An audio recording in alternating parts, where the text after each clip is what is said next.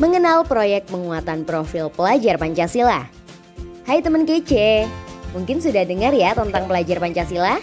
Kalau belum, bisa simak video berikut setelah ini. Singkatnya, pelajar Pancasila adalah pelajar Indonesia yang unggul. Unggul dalam artian sebagai seorang pelajar sepanjang hayat, kita tidak hanya membangun kompetensi yang tinggi, tapi juga mengembangkan karakter Pancasila. Dengan pelajar Pancasila, kita bisa bersama mencapai visi Indonesia maju. Nah, sekarang gimana nih caranya supaya kita bisa menjadi seorang pelajar Pancasila? Di Kurikulum Merdeka ada banyak aktivitas di sekolah yang ditujukan untuk membentuk sikap pelajar Pancasila. Tidak hanya materi belajar di kelas, tapi juga aktivitas ekstrakurikuler dan kokurikuler yang namanya Proyek Penguatan Profil Pelajar Pancasila atau P5. Wah, apa ya P5? P5 adalah pembelajaran berbasis proyek yang bertujuan untuk membangun sikap Pancasila. Ada 7 tema P5, yaitu bangunlah jiwa dan raganya, berekayasa dan berteknologi untuk membangun NKRI, Bhinneka Tunggal Ika, gaya hidup berkelanjutan, kearifan lokal, kewirausahaan, dan suara demokrasi. Khusus untuk SMK, ada 2 tema tambahan, yaitu kepekerjaan dan budaya kerja.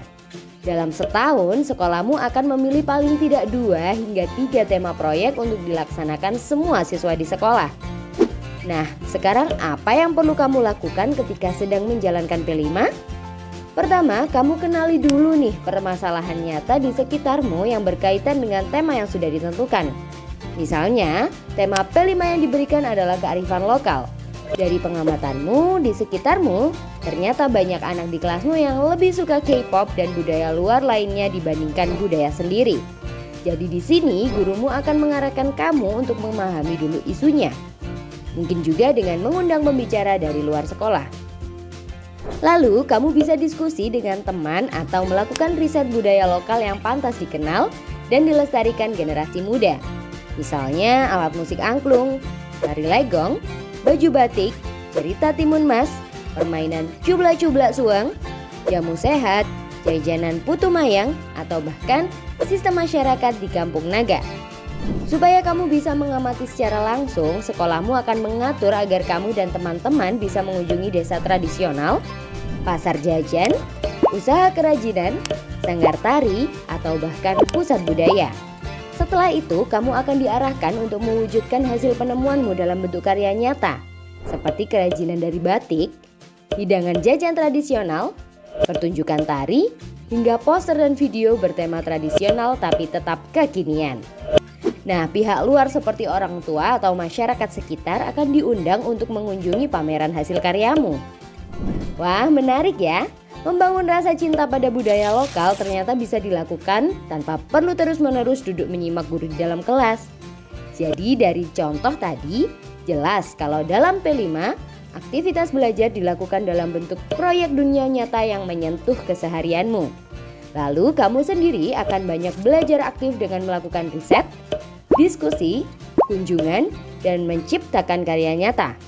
Di akhir, kamu akan menilai pembelajaranmu sendiri, serta menerima umpan balik dari teman-teman, guru, dan pihak luar yang datang mengunjungi pameran hasil karya para siswa.